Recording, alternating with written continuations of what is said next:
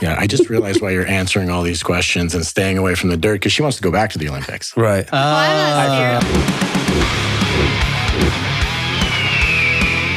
Welcome to Black Rifle Coffee Podcast. Today, I'm Jariko Denman. I'm Jariko Denman every day. But today I also have Baker Leavitt's been on before, and Kevin Reeves been on before. And our special guest of the day is Amber English, Olympic gold medalist and veteran and just all around cool dude. Ed. Yeah. Thanks. How are you? Good. Thanks for having me. Absolutely. How's your day? Good. We were busy out at the range and it's been fun. A little hot today. Yeah. Got some nice farmer's tans going. Absolutely. It looked like a bunch of Napoleon ice cream that somebody ate all the chocolate out of. There's some really bad sunburns yesterday. Yeah. Really bad. A lot of long sleeve shirts this morning. Yes. With the hoods up. Yeah. The sun came up. Amber was in town. We're shooting a video for the 4th of July with a bunch of other Black Rifle folks, and she came out to do some trick shots. So you'll be seeing that. Maybe How'd you perform? After this. How'd you do? Are we giving the PC answer or the real? You can say whatever you want. I kind of shot like Ray Charles this morning, but you know, it's fine. Shot like a dead person? Blind. He's not dead, is he? Oh, blind. He has to be dead. He would be like 150. What's the other guy that doesn't have eyeballs that sings? Stevie Wonder. Stevie's still going. Yeah, Stevie's still alive. Yeah. Staying strong. Now I have to know, is Ray Charles alive or not? Dude, there's no way. Of course he's dead. I'm not a matheologist, so don't challenge me. I'm no geography expert, but I'm pretty sure he's old. You know I don't speak Spanish. Okay. We'll have to find that out, though. So anyway, so you didn't shoot well. I got what we needed to get done. So, which is interesting because, you know, when you're on a set like that and you see all the videos that we produce, and you're like, oh my God, that looks so awesome. And you're like, oh, they just run out there with a couple cameras and knock it out and everything's great. But then when you participate in one and you see the whole workup, you're like, oh, wow, there's a ton of work that goes on the backside of these things, which is fascinating to see. So for those of you listening, it's going to look like she shot really, you're going to look like you shot like a gold medalist. Yeah. Perfect. It was the third shot that was getting you. 10 out of 10. Yeah, there you go. Yeah. No misses. Did you grow up shooting a lot? No, actually, well, I grew up shooting occasionally. It was kind of a family thing. My dad was an avid hunter, so he got us shooting at a young age, just gun safety, basic firearms safety from a young age. What's a young age? How young? I think I started shooting at like 6. Okay. Ish. It's kind of what I can remember. What was your first gun you started shooting? Oh, like a 22. Probably a BB gun, and then up to 22, and then from there on out. But yeah, my family has a background in competitive shooting, and I actually grew up doing gymnastics my whole life. And then right before college, I decided that I was kind of too broken to pursue that. So I took a big break and then got into shooting myself. Awesome. How long ago was that? A while ago. 32, don't tell anybody. So at what age did you start shooting like super seriously? Like I'm doing this? The end of high school. Okay. Yep. And then how long did it take you to make it to the Olympics? A long time. Yeah, I made the 2020 Olympic team, or 2021, whatever you want to call it now. But it took a long time. I took a few years off here and there. I went to paramedic school in Colorado, so I took a year off for that, and then joined the Army and took another year off for that. So it's been a lot of ups and downs. Worth it though? Yeah, totally worth it. Would you say that the background of your peers, like the people that you would go to trials with and all that stuff, like Americans who were competitive shooters, was the same as yours? Or do people come from all different crazy backgrounds? Like, is it like a weird, like, there's like a niche community of these people you'd never think they were the type of people that did it? Yeah, everybody has such a different story. I was lucky enough to be part of the Army Marksmanship unit in Fort Benning while I made the Olympic team. And so there's a community of people there that kind of had similar stories with being in the military and trying to pursue their Olympic dream. But besides that, everybody has such a unique story. Okay, so I'm a little slow. High school. Yep. End of high school, you start shooting competitively. Yep. What are you shooting at that point? I was shooting international skeet. Same thing. Okay. Got started in shotgun sports and then stayed with it.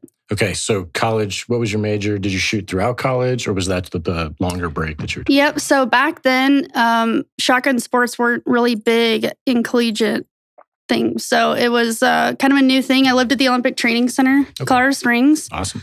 Went to school part-time, sometimes full-time, other semesters. I graduated with my bachelor's in health science. And my senior year, that's when I also got my paramedic stuff. Okay. So I worked in and around Colorado Springs, Denver, Woodland Park as a paramedic for several years. And then I joined the military. Awesome. 2017. Okay. That's cool. I didn't know that. Mm-hmm. I still kept up with my cert. Were you like a emergency paramedic, like on an ambulance? Yep.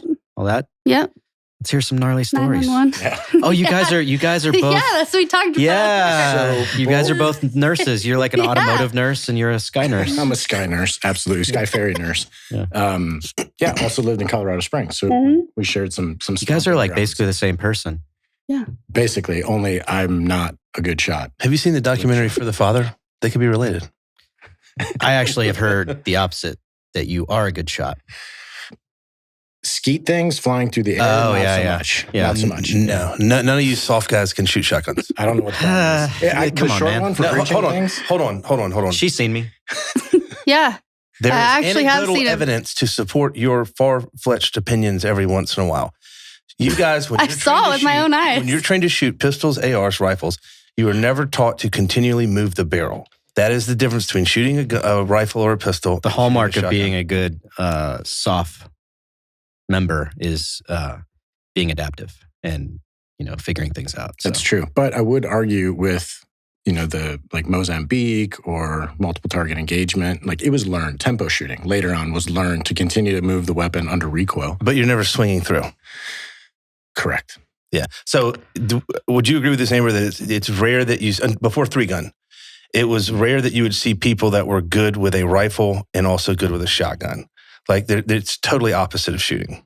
Yeah, most people, when they're really good with a rifle pistol, when you put a shotgun in their hands, they automatically look back at the barrel instead of taking their eyes to the target out there. So they'll constantly check back and forth, and then they usually stop the gun. Yeah. Call it a dead gun. Dead gun. That'd be a cool tattoo. You should get that on your knuckles. Yeah. Oh. I'll work on it. Guns. So you filled them. Yeah, dead guns. Hey, I'll pay for one hand. Okay. Yeah, I got- and he's going to get the other I got the other one. Awesome. Yeah. Thanks. I know what we're We'll doing after schedule this. that. So, real quick, can you explain the different shotgun disciplines to people listening? Yeah, so we shoot the international style of shotgun in the Olympics. At your basic gun club, you'll have the American versions, but specifically for international in the games, you have trap and skeet. So a lot of that stuff was formed based on hunting game. Skeet is all side to side, and trap goes out in front. Yeah, so trap is the little box and they just go away. Yep. And skeet, you have the two towers and the birds Side to come out side. different. Yep. Then there's also sporting clays, Mhm. which I love, and I would love to challenge you in shooting that sometime. Okay. Is that the one where it hops along the ground? Yeah, It's so they have called the a whole different presentation of targets. You pretty much, we call it, golf in the woods with your shotgun. No, So you ride I've around done the that golf before. carts. Yeah, It's a blast. yeah. It's a Yeah. lot of fun. It's we very need to similar do to Yeah. shooting ducks or doves or whatever. They were trying to make a push to get it in the Olympics, but they haven't been successful so Are you far. any good at that? I haven't practiced it a lot, but we do a lot for charity shoots, and sometimes we'll get competitive. So Next time you're here, All right, it's we're going to on. go out to the National Shooting Complex here, which is here in San Antonio. Yep. And we're going to go head to head. All right. And then you guys We'll bet will something fight on for it. third and fourth place. What? I will. Right now, I am saying that I'm going to beat Baker at whatever this is. Okay. Deal. Hold on. I can't wait to see this. Hold on. Look back at who's laughing at you. I What is the wager? Oh, Oh yeah. Now let me say this. We're not going to bet because you will lose really, really badly. Okay.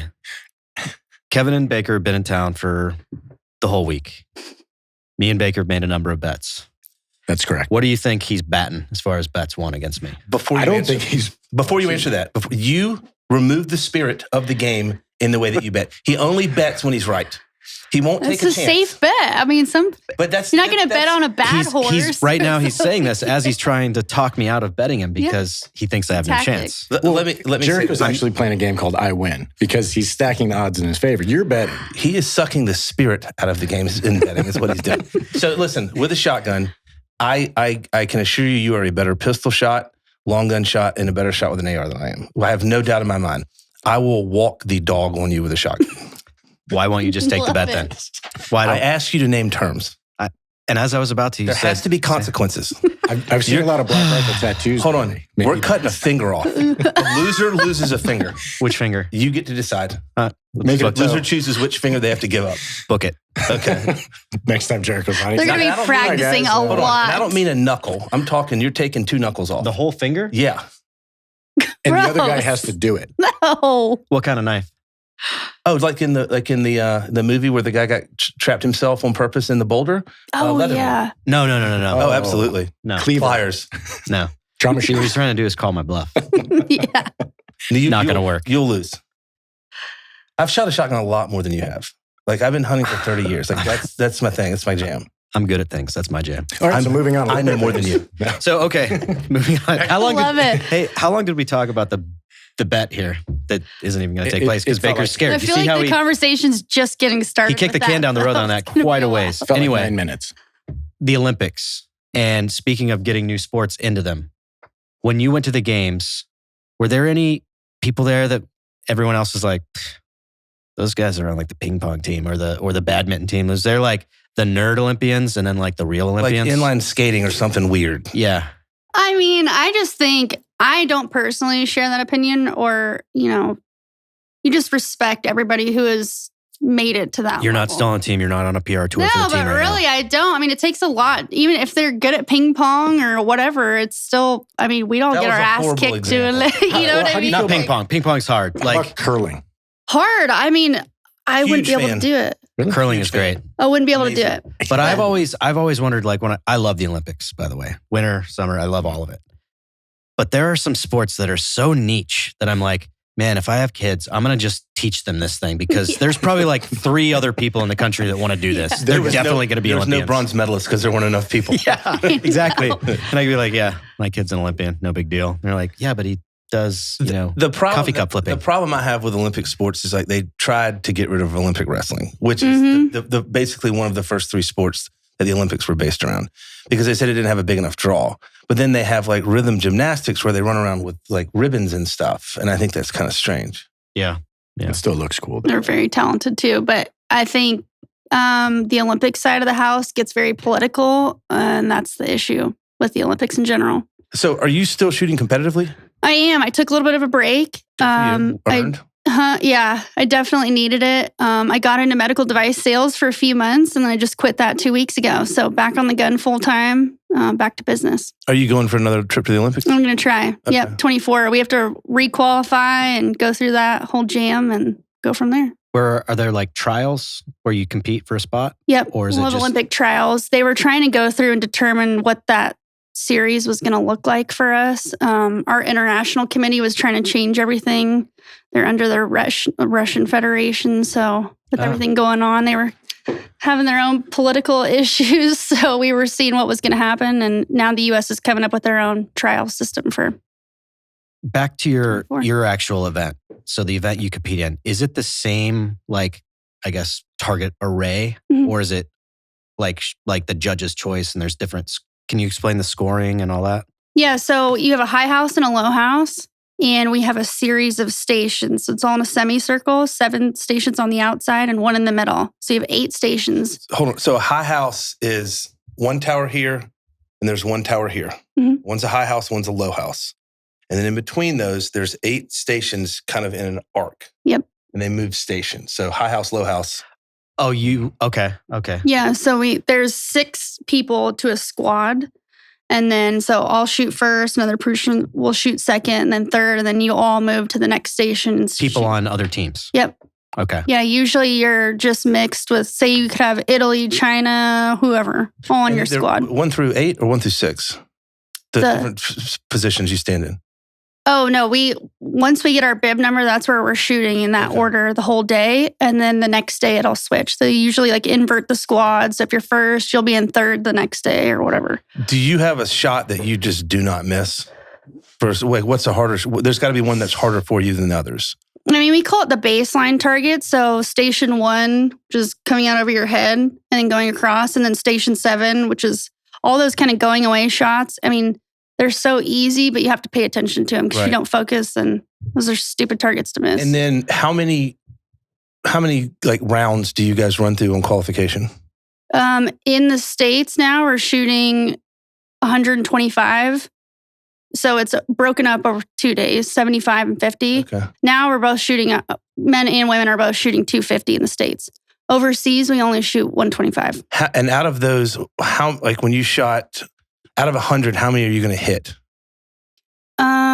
I mean, it just depends. Like we all shoot in all elements and everything like that. So we're definitely in the upper 90s trying to get 98, 99, 100. So only like 1 or 2 misses. Yeah, I mean, you really have to be on your game and skeet. When you won the gold, how many misses did you have? I shot a 121 out of 125. So the first day I was sitting in 7th place and I wasn't too upset about it because I know all these other girls had to sleep on it too. And we're used to it in the States, having to sleep on our competition and everything. So I was pretty happy to be up there, but not on the top. How big was the field? 7 out of how many? What? You said you were in 7th. Oh, 7th. I think there was 30 something. It's pretty small and they only take top 2 per country. Okay. How did your partner do? She was 1 or 2 out of the final. A really young girl from Fort Worth. She was really 2-day event. Mm-hmm. Awesome. I'm real curious about the train up for it. Yeah. So what does your average day look like? I should say, how many training days a week are you doing? And then what does that day look like, both volume and timing?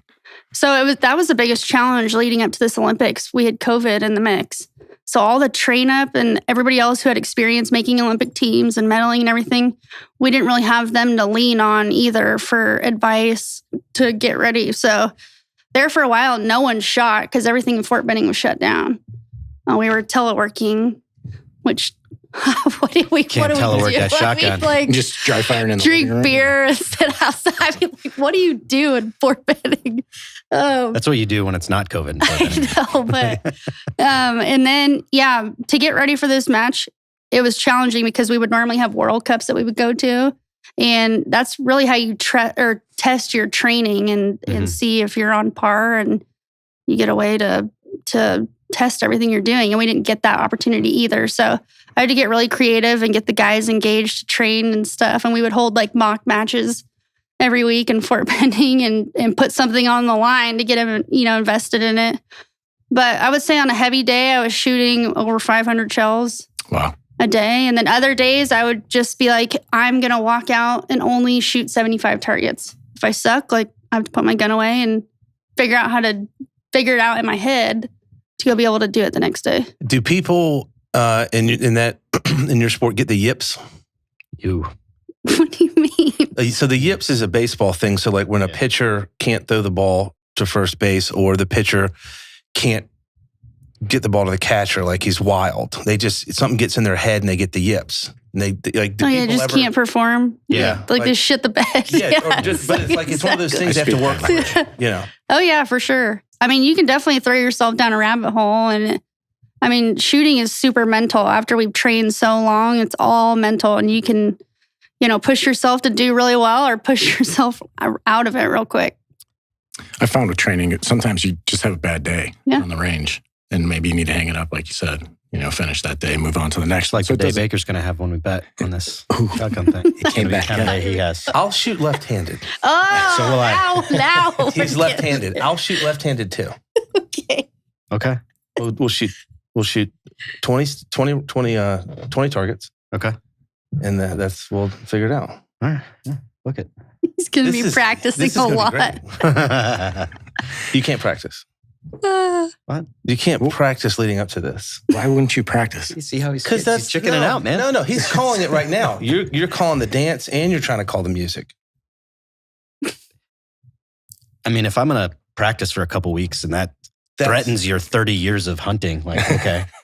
Or I won't practice. For sure I'm not. I won't. This is outrageous. So you guys were talking about the mental part of your event, but how physically hard is it? Because you're just standing there, right? Is what I think. But I'm sure it's physical. Are there people there who are not in shape? Yeah, I mean, you have all walks of life doing it, but it's honestly muscle memory and getting the move down and then So I mean, if you can't handle shooting your shotgun 500 times a day, I mean, I guess you have to adjust something. But so probably like mental fatigue is much greater than the physical. Oh yeah, fatigue. 100%. You ever see people cry?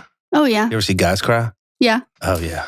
Were there? So how Not many? a long time, but I've definitely seen all of it. Do it. I cried before I came in. Furiously pissed off too, you know. I might cry during this. Maybe. I never know. You're gonna cry when you cut that finger off. At the AMU, the Army Marksmanship Unit that you were assigned to, how many other Olympians were assigned there when you were? Or what percentage of that unit is comprised of like? You know, I can only really speak to our section on the shotgun team. We have another Olympic gold medalist in there, currently Glenn Eller, and then we had Vinny Hancock, who won his 3rd gold medal there. Great name. Wow. Vinny Hancock, yeah, What's his name? Vinny Hancock. Oh wow, That's an amazing name. That's born to be. That's a 70s baseball That's his pitcher name. third Olympic gold medal, and he won 2 in the unit before. So the kid that I went with, he was also part of the AMU. He was a younger ski kid, and it was cool. How does that work to get into AMU? Mm-hmm. What did your, you're an officer. You were- we need to put that You were out. never a member of 3rd Ranger Battalion, so I don't really know how you got into the I mean- AMU. Yeah. How does it work? What did you Shot come better, in? I guess. I mean, get on my level. What did you come in as? Yeah, so I actually went through the World Class Athlete Program, which is out of Fort Carson. And that's a unit that houses all sorts of Olympians. Swimming, boxing, wrestling is a big one, shooting. There's a whole bunch of different sports. And I decided to join the military as an officer. I was 27 when I joined. So I was like, I don't know if I'm going to do 20 years. I'm going to go in as high as I can and get out as high as I can and see what happens. The AMU at the time didn't have any officer slots. So I was able to go through the World Class Athlete Program and then get attached to the AMU after that. So you're basically going in to do that specific. Yeah. Most of them in the AMU are recruited as a civilian. They're already shooters and then they come over. Got it. Now, what about the enlisted numbers? How many? Why do they? Is it just if you have college or not? That's literally the choice if you get recruited? For the AMU? Mm-hmm. Yeah, I was the only female officer in that section. And then they had one other in rifle. So we were only two officers and probably 115 people. Is Glenny Hancock Vinny. Hancock, is he an officer? No, he's actually out of the military now. I wanted Vinny to make general. I'm disappointed. I guarantee you he's got a hell of a knuckleball. Yeah. Left-handed knuckleball. I guarantee it. Yeah. Baseball sounds like Whipping him Yeah. in there, but sometimes he loses control. So he intimidates the batter. He gets a case of the, what do they call it? Hips? Yips. Yips. Yep. I mean, he's in Texas too. I mean, you could probably meet him if you want. Let's get him on. Vinny, if you're listening, Yeah. we want to meet you.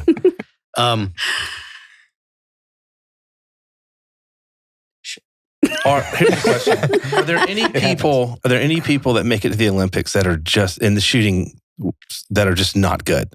Where you're like, man, how did you get here? No.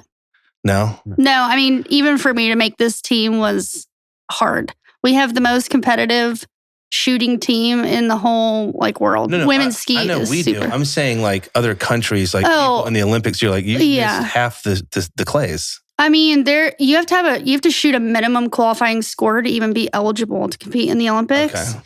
So that's why the field is small. MQS is not competitive here. Yeah, or that's in pretty low, Italy right? Or China or whatever. Yeah, Yeah. in 'Cause MQS. You'll see Olympic weightlifting. You'll Yeah. see someone from a country you've never heard, population Mhm. 400 people, and they're lifting less than I do. Yeah. I'm like, what the hell? How Yeah, did their they get in there? pools. That's like what's her name? The gal that won the CrossFit Games also qualified for the Australian Olympic team. Yeah, exactly. Claire Toomey. Yeah, Exactly. It's like She was actually pretty good though. I think she did well at the Olympics. she's was 30th. That's top fine. 10. No.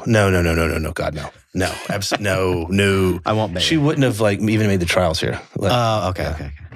So Anyway, speaking, I know what I was going to ask before when I forgot. It'll come. When you're competing, are there countries that are when you watch The Mighty Ducks or Cool Runnings or movies about the Olympics, and there's always the mean team that you don't want to hang out with the parties? are there mean girls? Are there hey, don't get a firing position next to Portugal because they're real shysters. They're They'll kick their shell casings at you. yeah, Oh they'll throw yeah, off I mean your that game. stuff definitely happens. But Who's the worst? So there's drama.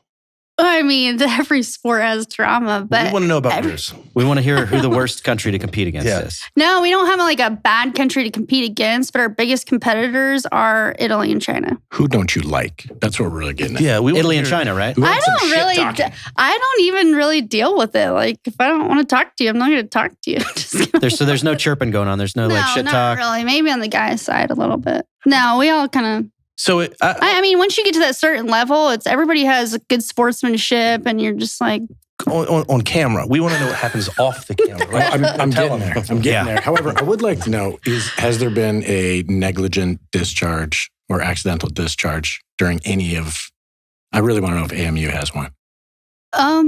no, not that I've seen. Has there ever been a I mean, fight? we've a fight, Yeah. like a fist fight. Yeah. A shoving match, a No. schoolyard shoving match. Not that I've seen. Some of the coaches get into it a little bit, Okay. but no. Now All right, now we're Yeah, cooking. get fired up. Let's hear about it. No, I mean, some people have been accused of cheating overseas and Okay, stuff how like would they that. cheat? So, Yeah, how would you cheat? so they would.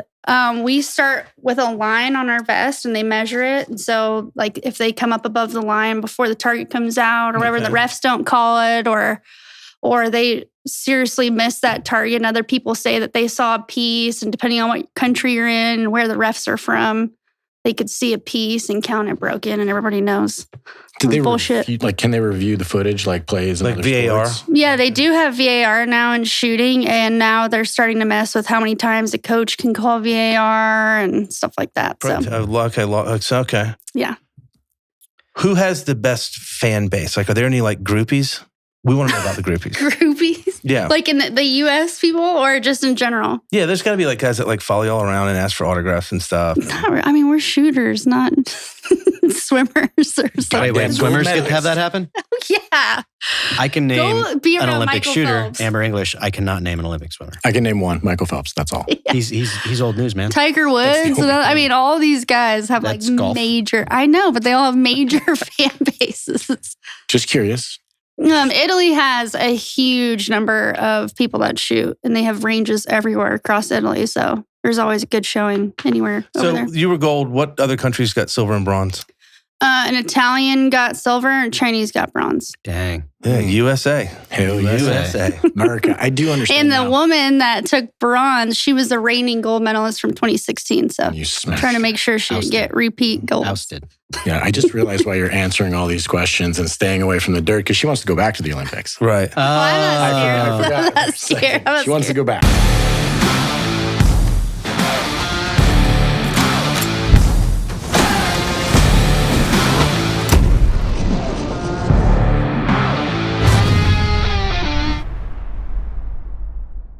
Okay, I have some a question that's not going to get you kicked off the Olympic team. So I want to hear about all the cool perks, the perks you don't hear about. Like, do you get a big giant like Team USA? Like I saw earlier when we were out at the range, you were wearing like USA slides, like flip flops, Yeah, which is I got not a these from the Olympics. yeah, exactly. Yeah. And I was like, I wonder what all kind of cool stuff you got. Swag. We What'd you wanna know get? about the swag. Yeah. We want to know about the We swag, get the perks. swag. You get like 10% off at Applebee's, anything like that? Like, No, none of that. But when we showed up at the Olympic Village, there were already bags in our rooms because normally you would go through like an in-processing area and go through fitting and stuff like that before you go to the games. But I had 2 or 3 big duffel bags full of clothes and stuff like that. And then you have opening ceremony outfits, closing ceremony I stuff, want to all talk that. about those.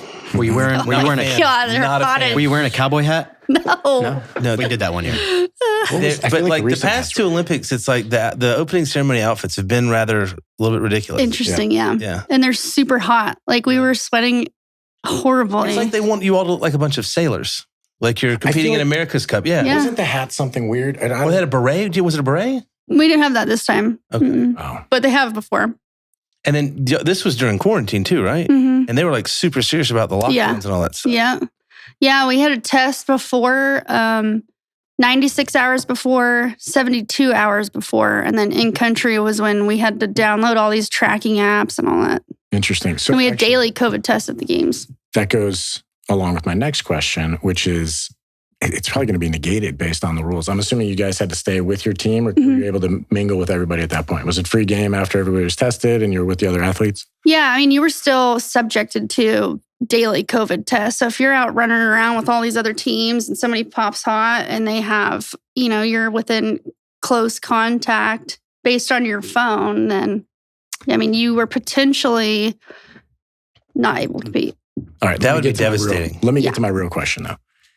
I've heard from friends that the behind the scenes at the Olympics can get wild. A little wild. Yeah. Yep. True, false? I definitely think it's Tell true. me a story. Yeah. We were there. So shooting is one of the first few sports that competes in the Olympics. Before they were the first medal handed out at the Olympics.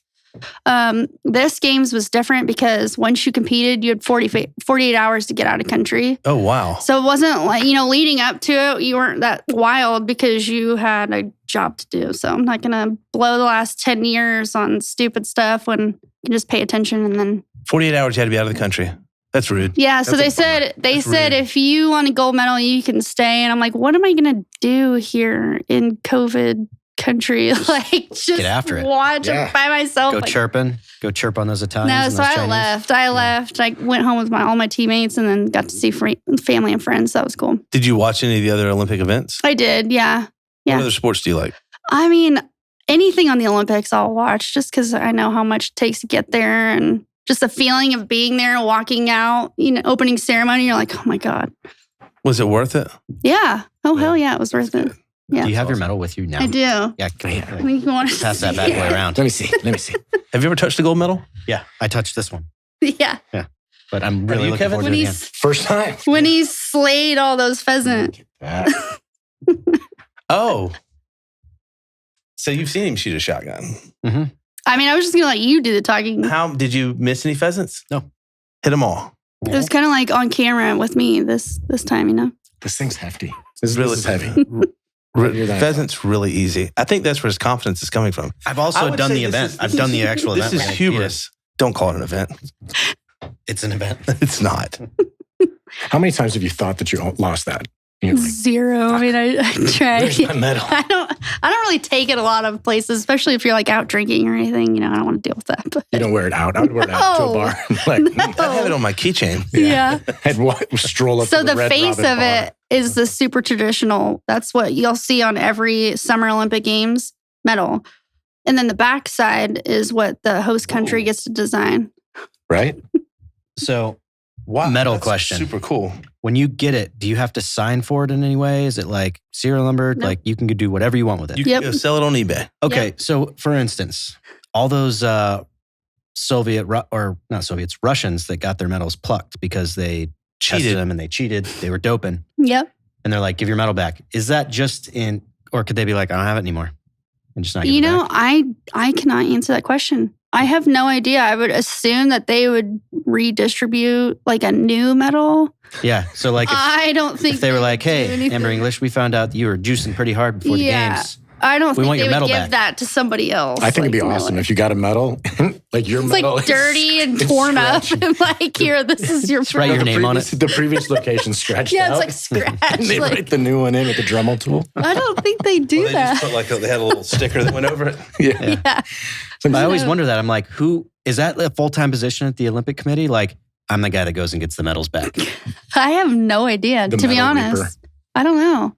I'm just going to hold on to this. Let me see. Okay. I didn't I'm read the pretty thing. sure that you do it. If you get busted, you have to mail it back. I know in cycling, some guys had to return them. Yeah, I'm sure. You didn't sign anything though. You just said. No. Yeah. But, what are they gonna do? yeah. I have no idea. I haven't met anyone that's had to give their medal back. Let's It's a Russian thing. Jamie, pull that up. What is start this? throwing some accusations out. That is probably made out of recycled cell phones and everything else. Is the country that hosts them responsible for making the medals? Tokyo. I believe so. I had heard that it was recycled cell phones and everything else. And then it's also silver and gold plated. Yeah, it's silver. Body. Silver is the only metal that's usually straight up silver.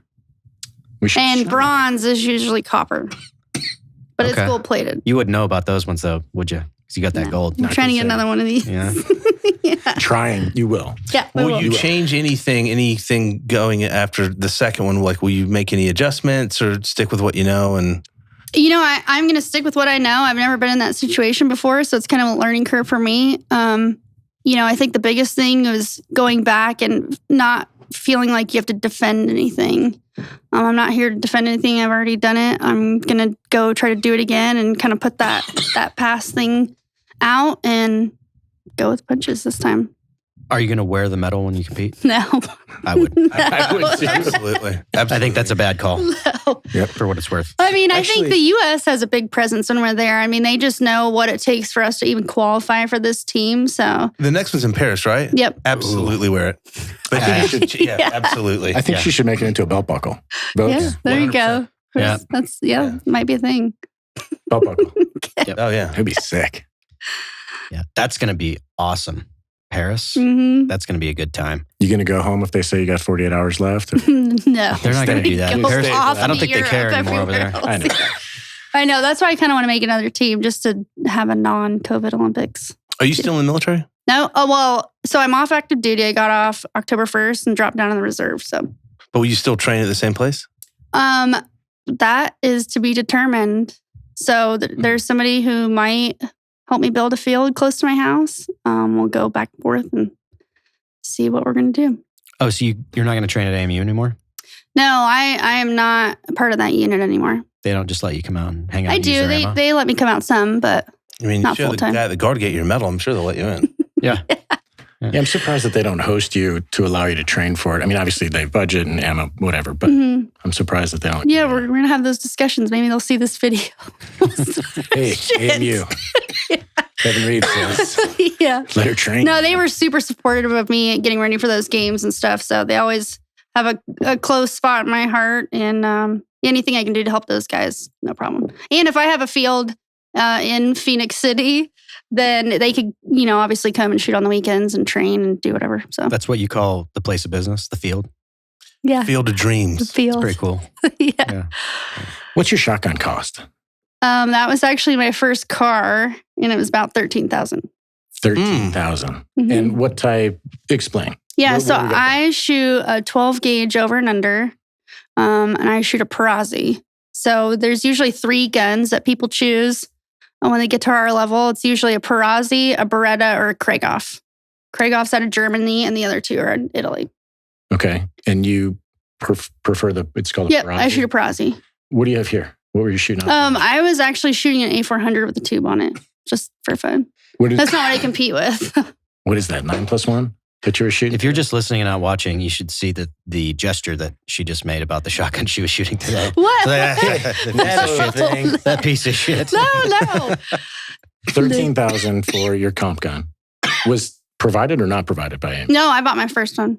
Oh, that's right. So I said, yeah, it was like my first car. Perazzi, you bought it? Yeah, my first gun that I bought. Dang. And then when you shoot well enough, obviously when I was in the military, I wasn't getting anything, but now we've signed other deals. Okay, I was about to say, I can make some calls.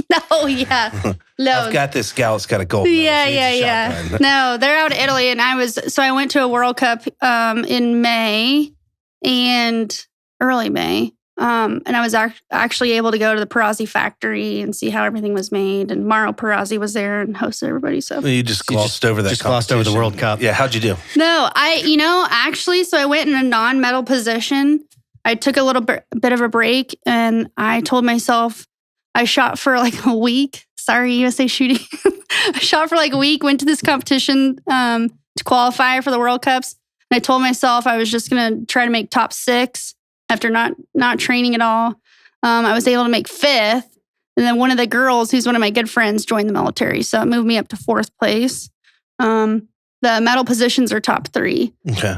So I went in a non-medal position. Well, the morning of the competition, like an hour before we were starting, they were like, "Hey, Amber, you're in. You're out of the bullpen. Like, you're competing." Like, What does that mean, non-medal position? so you're not even you shoot like everybody else. You're gonna shoot the same targets. You're gonna be mixed in with everybody, but you're not eligible to win a medal. So even if you shoot really well or shoot really bad, say you're in the top 6 or 8 for the final, you're gonna be removed. Okay, we would So- like an explanation. That is our international committee, and Why even show up?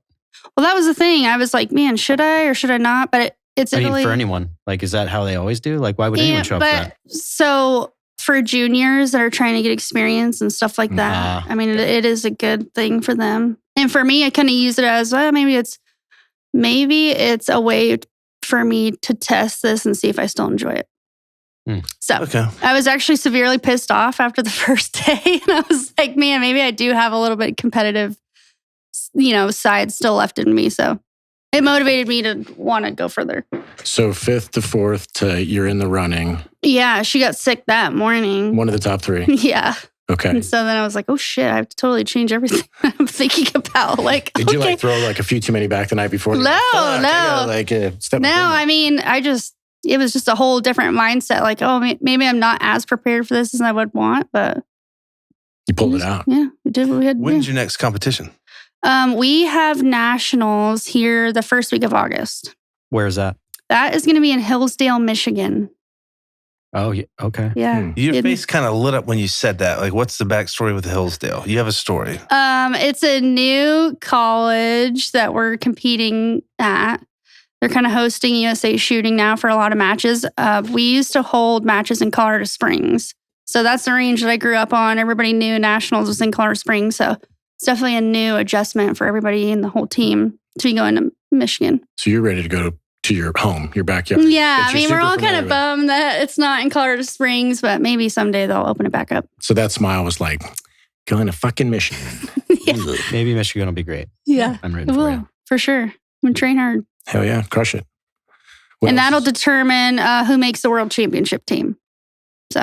Do you care about that? I do. I feel like I wasn't really serious about going into that last match, and I was able to shoot a 240 out of 250. I feel like if I trained a lot, I'd be a little more, but I was still competitive. And just to make our national team was good enough at the time. Actually, what did silver and bronze shoot, going back to your gold medal? You shot a 121 out of 125. And that put me in the final in third. Okay. The Chinese girl shot a 124 and a 125. So she was leading off. And the Italian, I couldn't even tell you. Maybe she was a 122, something like that. But we all start over from zero. And we go to the final. Do you know what the final medal scores were? Yeah, I shot a 56. The Italian, I beat her by 1. And the Chinese girl got out before that. So she was really not happy. 56 of? 60. Okay. Yeah, so we shoot a whole different sequence for the finals. Gotcha. And why was the Chinese girl out?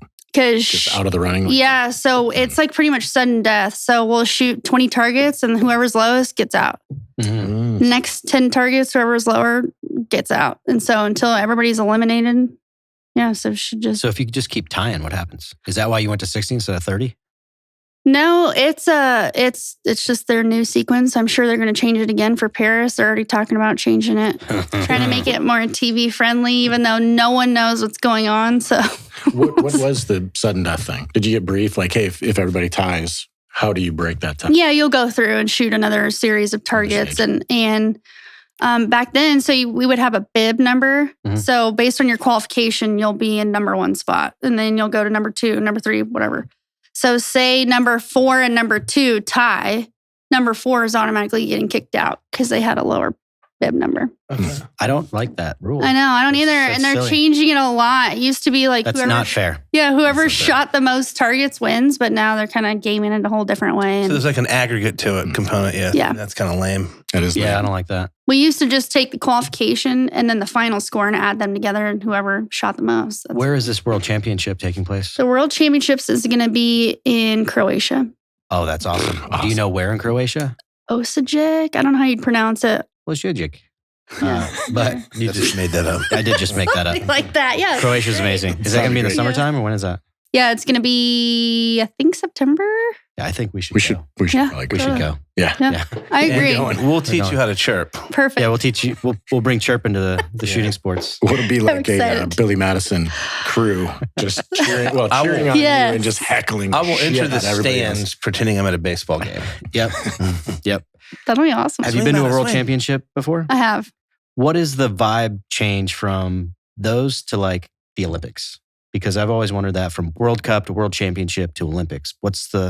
There is nothing like the Olympic stage. Yeah. Like, I thought I knew what nervous was. And then I'm like seasoned in the sport. I've been around for a while. And in the first day competition, like I could visibly see my gun shaking.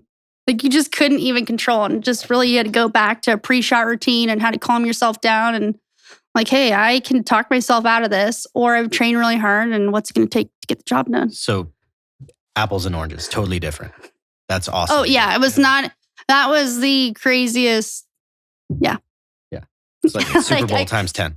Yeah, you don't know if you're going to like throw up or shit your pants. Like you have no idea. So it's the same feeling. I feel like everyone will tell you the same thing too. So I've done both. Yeah, I mean, it wasn't a good feeling. Sometimes you don't know what's going to happen. Yeah. I've done both and never in the Olympics. Same. I mean, I successfully did not have that happen. But Oh, thank God. Have you ever seen people just like melt down? Just yeah. Just Yeah. lose it? And then you also have to like realize that that's what they're doing and then not get wrapped up in what they're doing. Like, okay, well. Talk You ever us seen through my it. puke? Oh yeah. Really? That's great. Anyone ever puke on the line?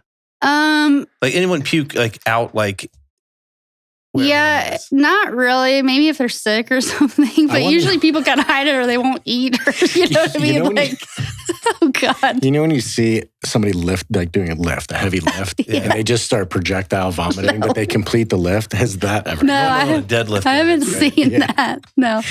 Remember, we're not a super like physical sport. So Still though, those nerves. Yeah. Those nerves will get you. yeah, it is. I don't know. When you're brushing your teeth a little bit in the morning, you have to like be careful and not throw up or whatever. How'd you sleep the night before the competition? Not well. Really? No, but you just kind of have to, play tricks with yourself and realize like I've worked. Play what? Play tricks with yourself. Oh, Like okay. I've worked really hard for this. I deserve this. I'm ready now. Like I'm not going to put myself in that situation to ruin it. Okay. Good. Do you say that to yourself in the mirror or how's that work? No, I mean, it's no. But do some people use do you use like sports psychologists and stuff like that?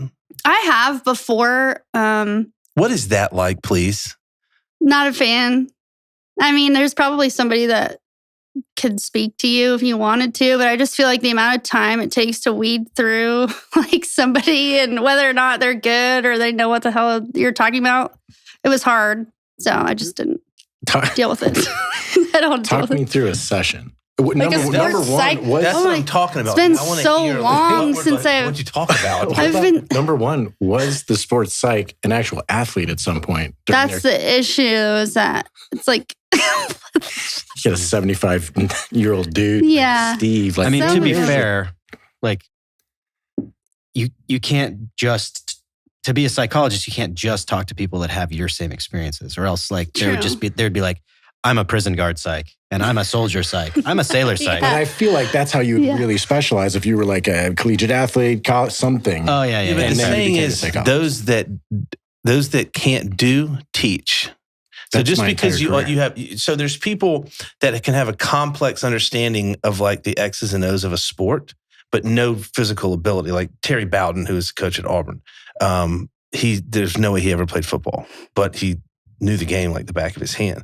So like psychologists and stuff, like their job is to understand how the brain works, like how to deal with anxiety and stuff. Like they're not like a performance coach, but like they would sit you down. Would they make you look at like the weird? Like, oh yeah, I've blocks? done. Like, what do you see here? When I lived at the Olympic Training Center years ago, they would force us to go to these sports psych sessions as a group. And I would get really irritated and like not take it as serious as some people, I guess. Because it was like pictures and how does this make you feel and everything. I'm like, Fuck off. I really don't give a shit what that effect has on somebody else. Why am I sitting in a room listening to everyone else's problems to get like a new seed in people's heads? You know It's what I called mean? teamwork, Amber. No, not really. I mean, it was just like, it was not conducive for me. But I mean, other people, it has a great benefit for them. So I don't know. It Not really sounds my to me style. like you would be really good at chirping. Like, you know what I mean? Yeah. Yeah, you're weak- like, do you weak breathe? sauce. Do you breathe in or out when you shoot? Yeah. Like, That's perfect. Yeah, That's that's a perfect. good one. That's perfect. Because then they're like, yeah. Then you're like, I don't know. that's good. That's good. I'm going to use that. see, I got all. Yeah. all this Yeah, it's like you just got to plant a seed of doubt. Yeah. Yeah. It seems like you're flinching a bit when you're scared. Yeah, Don't worry about it. You'll be exactly. fine. Yeah. Do you always? Do you really insert your finger that deep on the trigger? What Yeah, are you there's talking so about? many What- things. I actually have a whole theory about skeet shooting and how it affected tactical shooting. And I've been selling it as fact, but it's not. It's definitely my own bro science. Okay. that the C grip and the pointing and things that we do now kind of came from that because it's more instinctive as opposed to, the old donkey dick or, foregrip and whatnot. I've been selling it as fact for years, but I don't think it's warranted. It does make sense because you're pointing, right? Yeah, pointing. I can point at everything.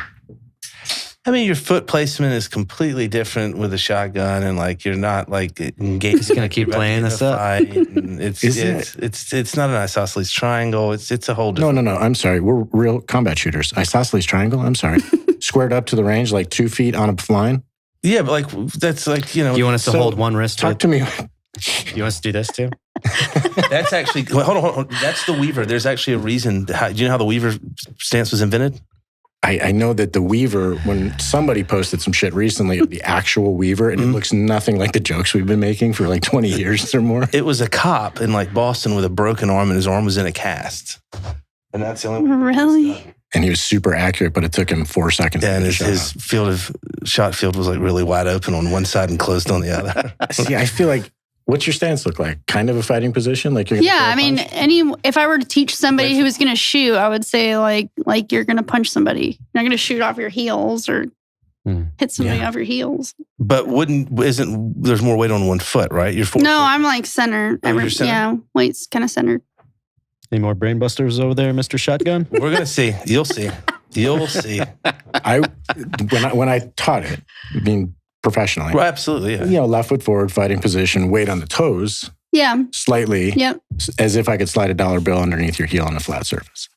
I have a question. How many times in y'all's career did you shoot your gun on like perfectly flat ground and squared up and all that stuff? Most of the time. Yeah, no shit. Most of the time. Not in Afghanistan. A Mm. little more hilly, a few more rocks. I could tell you a very, very, very small fraction of the shots that I've taken in combat was I laying in the prone. I'm talking about like uneven footing positions, like just kind of like all wonky and stuff. Like Not really. No. Yeah. No. It kind of looks like you The way try. you teach it? Yeah, standing, some version of kneeling, some sort of cover concealment Squatting. utilization. Squatting. Did you ever shoot from the bottom of a squat position? Yeah. Really? Yeah, Yeah. I love that position. How'd you squat? No, I'm serious. It's awesome. I would rather do that than kneel. Really? The only question is elbows in or out. I'm an in guy. Inside your legs. Inside. All right. Some weirdos put them on the outside. They're like dudes who can dunk a basketball. Just tall people. Or like the body armor or whateter. Too much kit, too much shit. You do realize that the visual from someone that was never in the military, like picturing you like in the bottom of a squat, it's quite funny. It's a funny visual. It does look funny, but it's pretty good. It's effective and it's honestly Fast. it's fast to get out of. It's fast. Yeah. Really? That's important. Into Fast and out. in, fast out. Can we try shooting shotguns that way? Sure. Yes. I'll shoot a 240 like that. Have you ever done shoot that them with a all, dude. 240? I have not done it with a 240. I've done it with a Mark 48 though. No, From the 40, squat. 46. I've never done the 48. Yeah. I fell over. 7.605. Oh, you Yeah, I didn't didn't complete I didn't the lift? maintain it. It Didn't knocked me complete the over. lift? Yeah. Knocked me over. That's awesome. Okay. You may have talked about it, but when you came in to be in the AMU, did you have to go to basic training? I did. Yeah, I went to basic, and then I went to OCS, federal OCS, and Fort Benning. Were then I you went to just school. like throughout basic training when they were like trying to, were you like, come on, man, I'm just going to get on the AMU, dude. Like, leave me alone. No, you I don't just even don't know how want they're them. You named. don't want anyone to know that's where you're going. Oh, really? Oh, really? I would've- Then you're ruined. What did Then you they- come in as? So I came in as a logistics officer. I joined through the reserves. There was a whole reason for it. Here we go.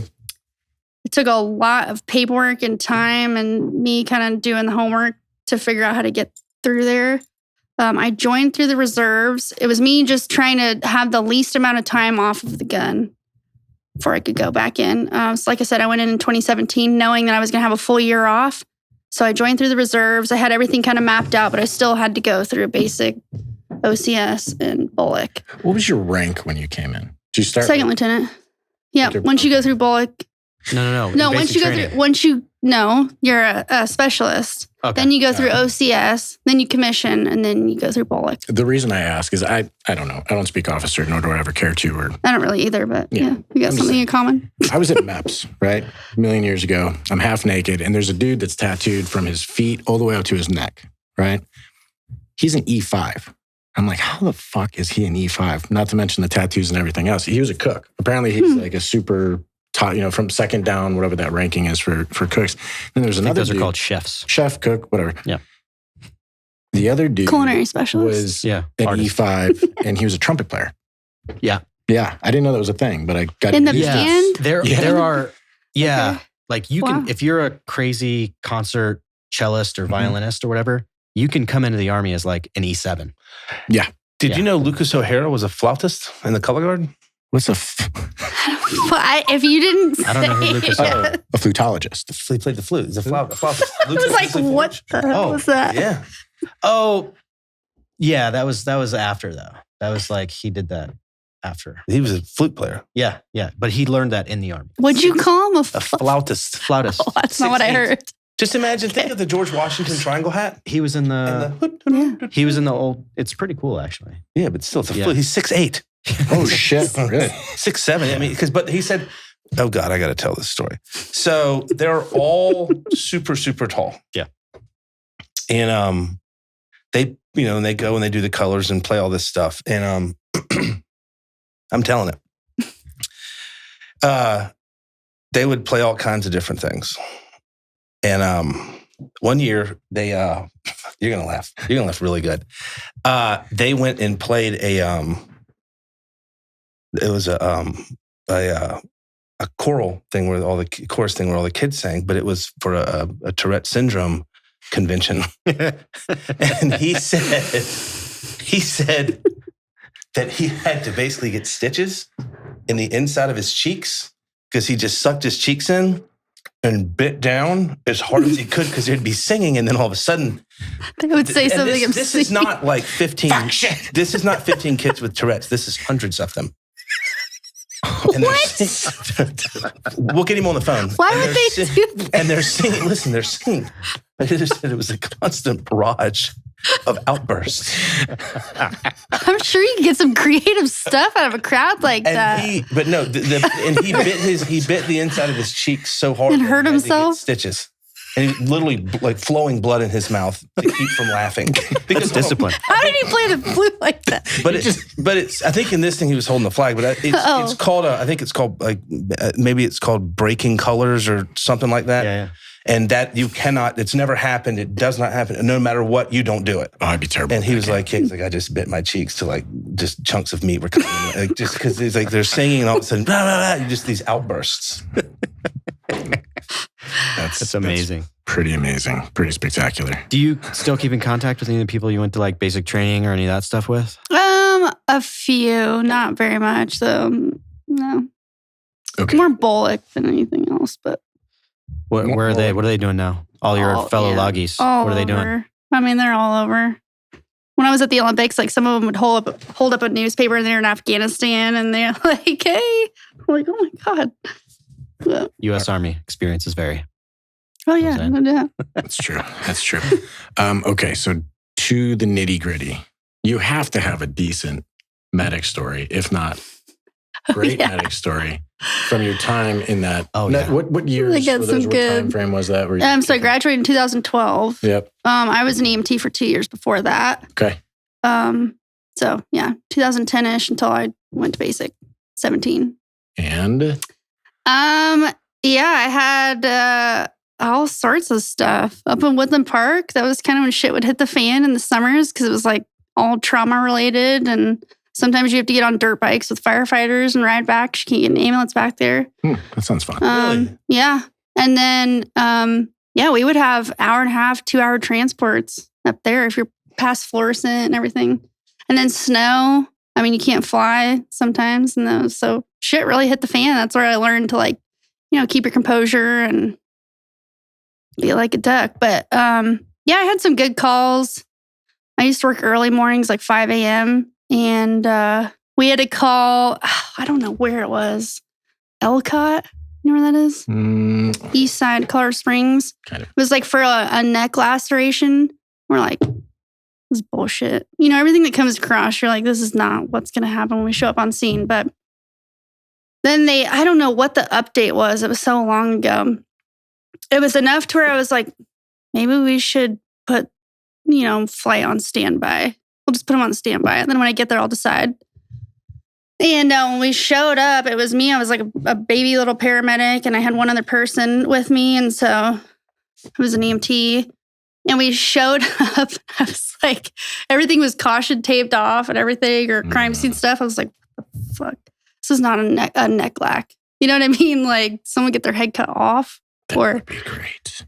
But yeah, it was an attempted murder-suicide, and volunteer fire was already there. And so I walked in, and the cop was like, almost kind of looked at me like I was too small or like girly to be a paramedic. You know what I mean? Kind of like, can you handle this little girl?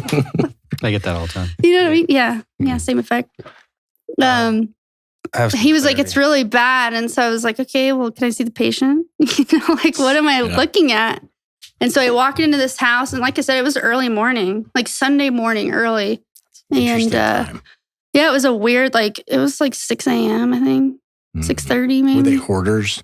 No, the house was really well kept. Like, I just remember the house being like super white and, just clean and stuff like that. Nothing disheveled. So I walked into the room, and I'm like big into horror movies and scary movies and stuff. And it was probably like one of the worst scenes I've ever seen. There was like blood all over the walls, all over the bed, all over the carpet, like everything. Like a murder scene. Yeah, what the fuck just happened in here? A murder-suicide. Yeah. Attempted. And so then I see like the firefighters were volunteer firefighters, and their eyes were like huge. I'm like, hey, I'm Amber. Like, how's it going? What's going on? Can you talk to me? Just try to be like calming, what the fuck? Like, we didn't do this, so we're going to get through it. But, and so they could barely get it out. And there was like a middle-aged male kind of on his back with his knees up. So automatically was like, well, he can already support his legs. So what's the next patient? You know what I mean? Like, he can hold his legs up. And then there was this woman, she was totally naked, laying like this against the cabinet in the bathroom. You could tell she like crawled in there. And I was like, hey, I'm Amber. How's it going? Blah, blah, blah. And kind of got the EMT to move over. And like that way I was going to tell them what I needed. And the EMT had put a bunch of stuff over her neck, and he had sliced her ear to ear. Ooh. I was like, well, it's an easy crack. Yeah, we already have that. So just do that. Yeah, my partner came in. I'm like, we need two helicopters. And through her windpipe and everything. Oh, yeah, everything. I see tracheal rings and stuff. What? Did she have vitals? Was she still, you said attempted. Yeah. So she had no radial pulses or anything like that. I'm just like, well, we're going to see. Like, she's still. And so I was like, trying to talk to her, and she was like, could not even get words out. I'm like, don't worry about it. We're going to get you taken care of and blah, blah, blah. I was like, we probably need to RSI her. But so I was like, I'm going to let flight do that because they're going to do their continued care. And then the guy was totally batshit crazy. So I tended to her first. My partner went with a dude, and he was like nuts, trying to write in blood with stuff. What age are these people? I would say like young 40s. Oh. I thought she was Hispanic. Okay. I wrote that on my stuff, like my report and everything. And when we got there, they said there are 3 little kids missing. I'm like, oh, shit. Like, please do not let me find dead babies or something in here. You know what I mean? Like, not today. It's Sunday morning. Like, fuck. So I was like, I normally would never check up on patients, but she's one that I went and visited like 3 days later because she was still in the ICU. And they had fixed everything, and she was like able to speak at that point. Shit. Not solid, but it's incredible. And when I went into the room, I asked the nurse, because I was still in uniform working later. She was like, oh, that's where the patient is. And it was a African-American woman. And I was like, I'm in the fucking wrong room. Ashen. That color? I'm in the wrong room. She was like, no, you're not. That's the patient. I'm like, wow. Yeah. That's pretty gnarly. Yeah, blood loss does weird stuff. Yeah. Whoa. But it was cool to be able to sit there and like talk to her and her mom, because obviously, they're not going to remember what was going on. And that's why I was like, do you have any questions for me? I was the first person on scene. So it was really cool. There's a story for you. There's a safe. Shock that safe. That's a great story. They You both saved someone's survived, life, and then he went to prison. So yeah. I think that's the high point. Did you ever wrap it on that? Did you ever check on like toxicology? Was he fucked up?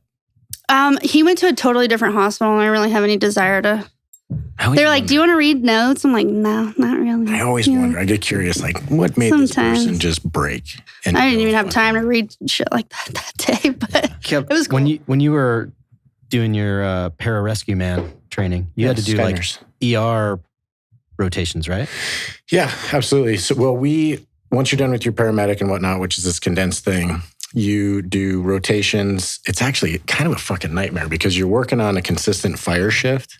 And then on your days off, you're getting all your other clinicals and they're assigned to you. Yeah, it's a lot. Like 24-hour shift in the fire department. Hey, tomorrow you're going ICU 08 to, 1700 to get A, B, and C. And you basically have a checklist. Like you're trying to get X amount of, intubations or crikes or whatever the fuck. Oh, okay. It sucks. Where did you do yours? Albuquerque.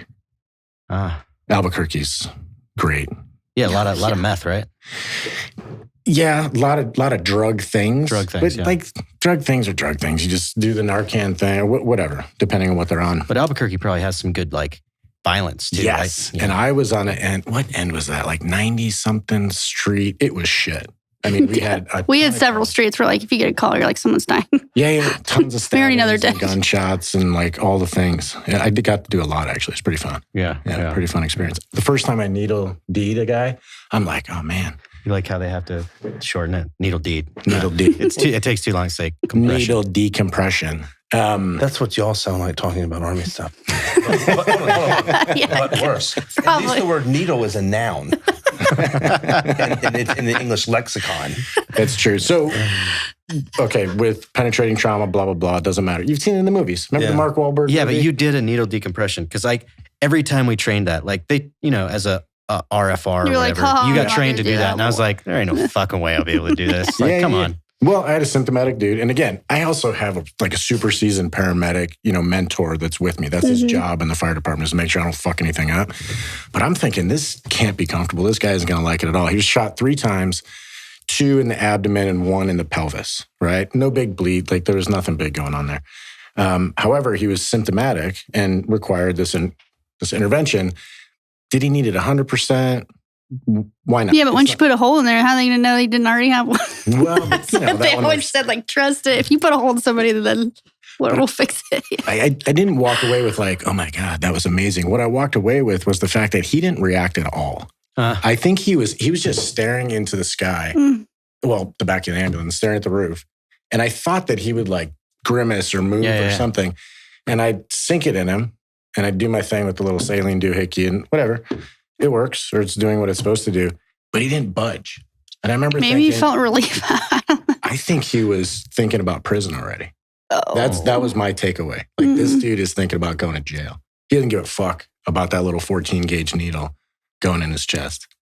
But how many gunshots would you say you saw in your 7 years? You know what? I have no idea. I would say the worst gunshots I had were from 22s to the brain. Oh, that's because they don't leave.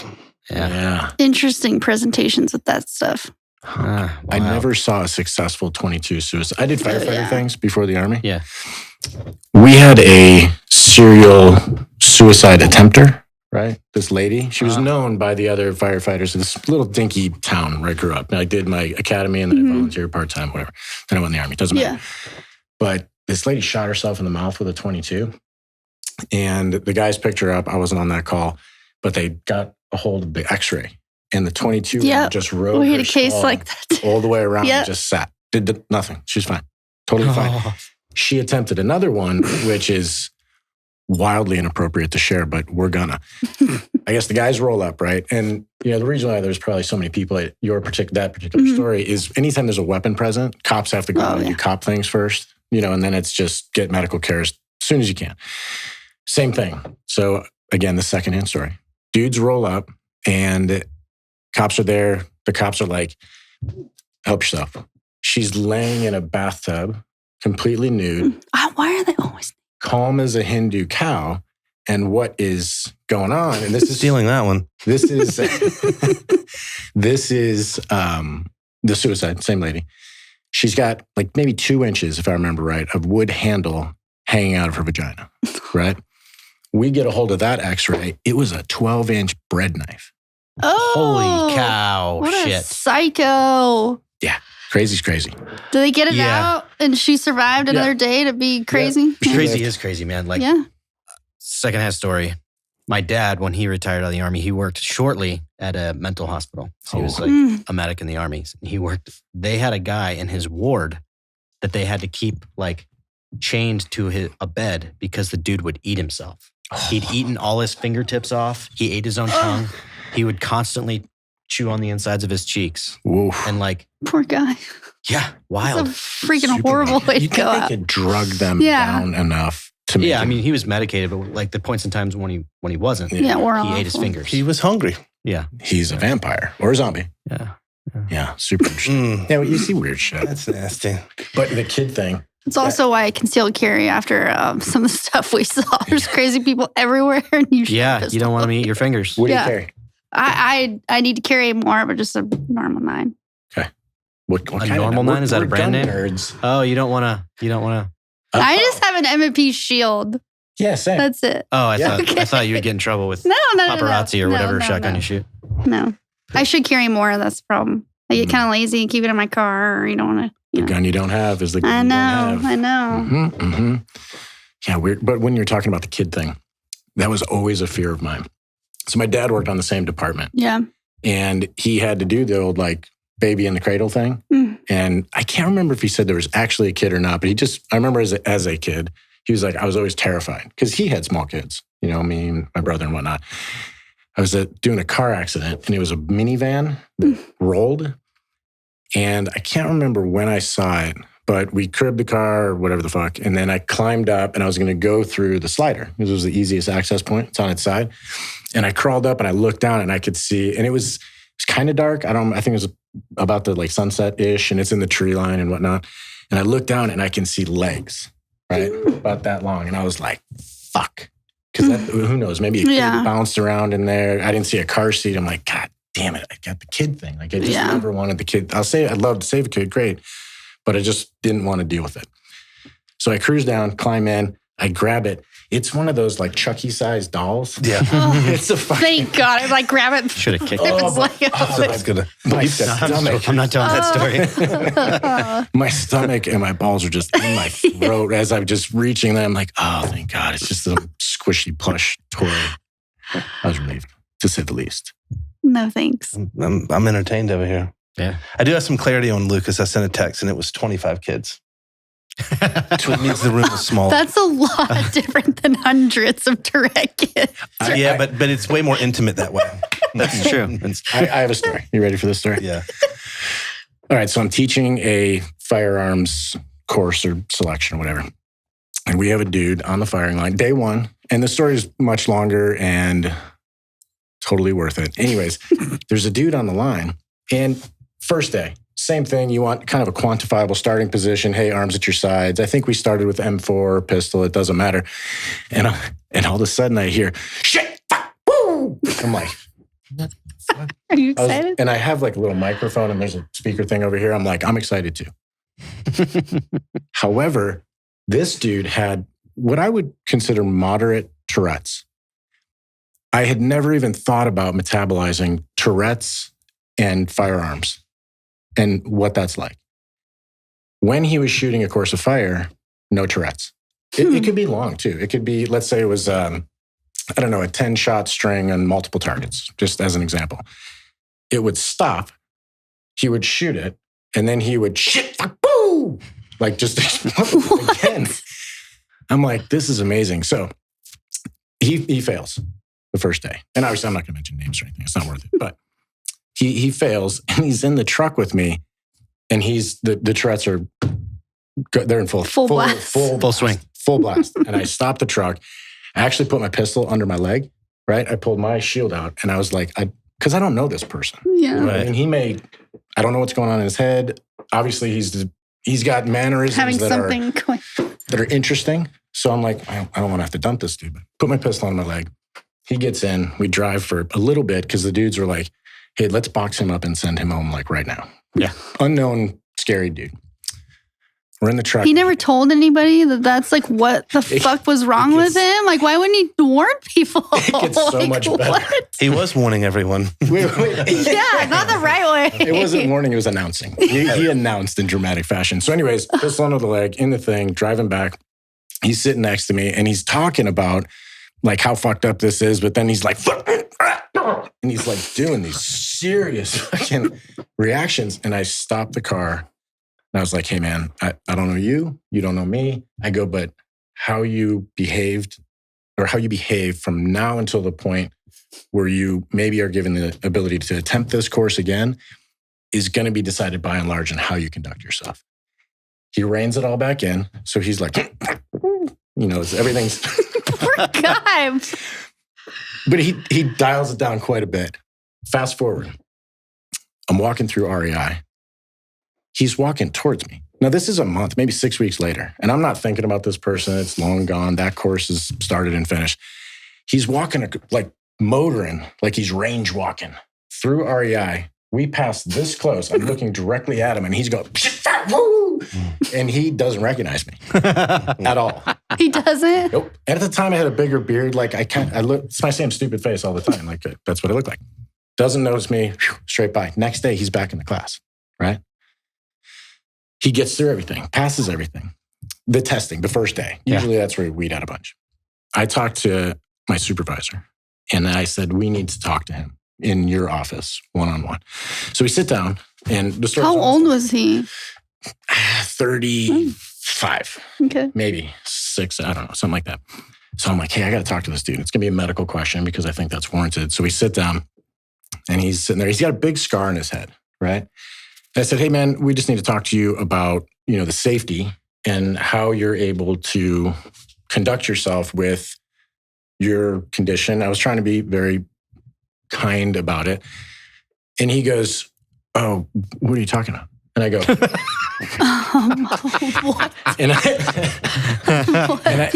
I go, sir, I don't know if it's clinically diagnosed, but it seems as though you have Tourette's. And he goes, oh no, my doctor said it's a mild tick.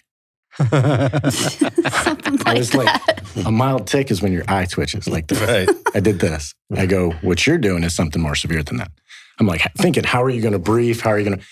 Fast forward, he passes everything. He keeps his shit together. He would actually do a brief, could be 45 minutes. And a substantial brief, never happened one time. Oh, and then as soon as he would relax, he'd go back to that, whatever that is. And I'm not talking shit about the dude, just it's a fucking funny story. Now we're in advanced carbine and he's shooting drills and whatnot. And it became a thing because nobody heard me tease him the first time. I'm excited too.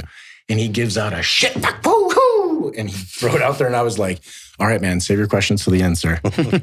We're all excited to be here. Nice. And he probably fucking hates me. And now he's going to hear this. It's going to be so much worse. But whatever, fuck it. It was funny. Poor guy. Shit, fuck, woo. No, he passed. He went to the field. Shit, fuck, woo. Start doing that. Shit, fuck, woo. Yeah, shit, fuck, woo. It was a loud SFW. one, too. I'm trying not to yell at him. Only when I'm excited, though. Not when I'm as calm as a super Hindu cow. loud. Anyways, that's my Thanks, Shit, fuck, woo. Is a good way to wrap it up. Amber, how can people find you on the socials and whatnot? Yeah, follow me on Instagram at Amber English, and I'm going to be a lot more active now that I'm off of active duty. So awesome. You'll get a whole different side. Right on, right on. Fantastic. Appreciate you. Thanks for coming and Thanks. It's chatting. fun. Yeah. Bye. Bye.